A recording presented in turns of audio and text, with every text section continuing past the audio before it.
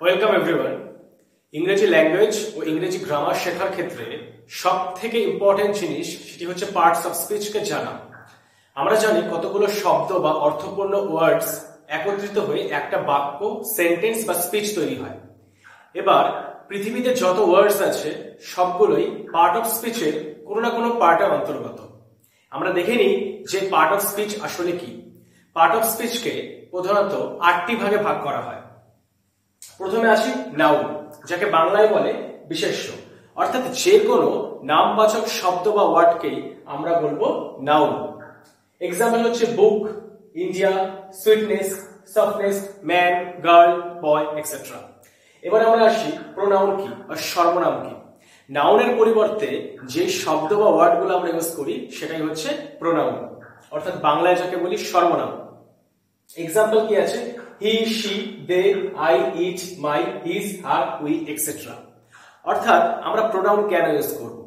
কারণ বারবার যদি নাউন আমরা ব্যবহার করতে থাকি তাহলে বাক্যের সৌন্দর্যতা হারায়, একটা একঘেয়েমি ভাব চলে আসে। সেই কারণে আমরা নাউনের পরিবর্তে প্রোনাউন ব্যবহার করি। এরপর আমরা আসবো যে হোয়াট ইজ দ্য অ্যাডজেক্টিভ বা বাংলায় যাকে বলি বিশেষণ। নাউন বা প্রোনাউনের দোষ গুণ বোঝানোই হচ্ছে অ্যাডজেক্টিভের কাজ। কিছু ওয়ার্ড সেগুলো হচ্ছে রিচ, বিউটিফুল, ইন্টেলিজেন্ট, লং, কুল, এক্সেট্রা। অর্থাৎ অ্যাডজেক্টিভ দ্বারা আমরা নাউন বা প্রোনাউনের কি দোষ বা কি গুণ আছে সেটাকে ভালোভাবে বুঝতে পারি। এবার আমি যদি একটা এক্সাম্পল দিই যে Ram is a intelligent student, Ram হচ্ছে খুবই বুদ্ধিমান একজন ছাত্র। এই যে ইন্টেলিজেন্ট দ্বারা রামকে, রামের একটা গুণকে আমরা বলছি। এরপর আমরা আসবো ভার্ব, যাকে বাংলায় বলি ক্রিয়া।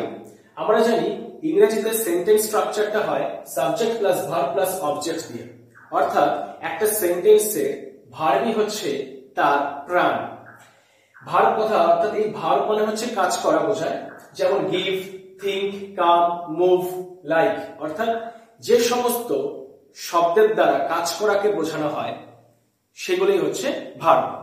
এরপর আমরা আসবো অ্যাডভার্ব কি, যাকে বাংলায় বলা হয় ক্রিয়া বিশেষণ।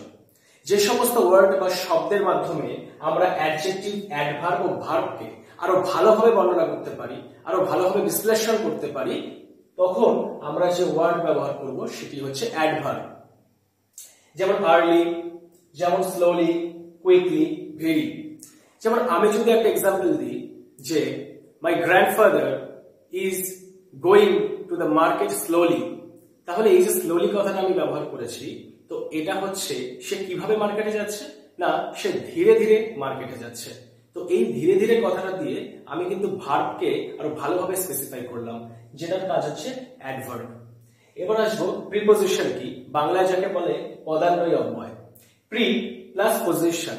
প্রি মানে হচ্ছে পূর্বে, পজিশন মানে হচ্ছে অবস্থান। অর্থাৎ যে সমস্ত ওয়ার্ড বা শব্দ নাউনের বা প্রোনাউনের পূর্বে বসে বাক্যের অন্যান্য শব্দের সঙ্গে বা বাক্যের অন্যান্য ওয়ার্ডস এর সঙ্গে সম্পর্ক স্থাপন করবে সেটাই হচ্ছে প্রিপজিশন। এক্সাম্পল হচ্ছে to, at, by, among, with, for, then, from, under, on, about, etcetera.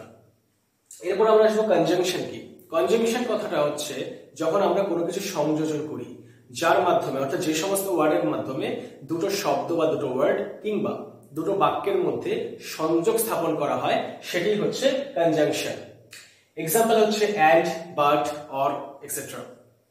Interjection কি, অর্থাৎ আবেগ সূচক। আমাদের মনে কিছু কিছু দুঃখ, কষ্ট পেলে আমরা কিছু কিছু শব্দ ব্যবহার করি সেগুলো বোঝানোর জন্য, সেগুলি হচ্ছে ইন্টারজেকশন। যেমন আমি যদি বলি hurray, we have won the match, অর্থাৎ আমার খুব আনন্দ হচ্ছে কেননা আমরা এই ম্যাচটা জিতে গেছি, এই জন্য আমরা আবেগ সূচক একটা ওয়ার্ড হুররে ইউজ করছি। তারপর আছে ব্রাভো, অ্যালাস, খুব দুঃখ পেলে আমরা অ্যালাস ইউজ করি, খুব বিস্মিত হলে আমরা ওফ ইউজ করি। তো এই হচ্ছে পার্ট অফ স্পিচ সম্পর্কে একটা সাধারণ ধারণা। পরের ভিডিওগুলোতে আমরা প্রতিটা টপিক সম্পর্কে, নাউন, প্রোনাউন, অ্যাডজেক্টিভ, অ্যাডভার্ব, প্রতিটা টপিক সম্পর্কে আমরা ডিটেইলসে অ্যানালাইসিস করব।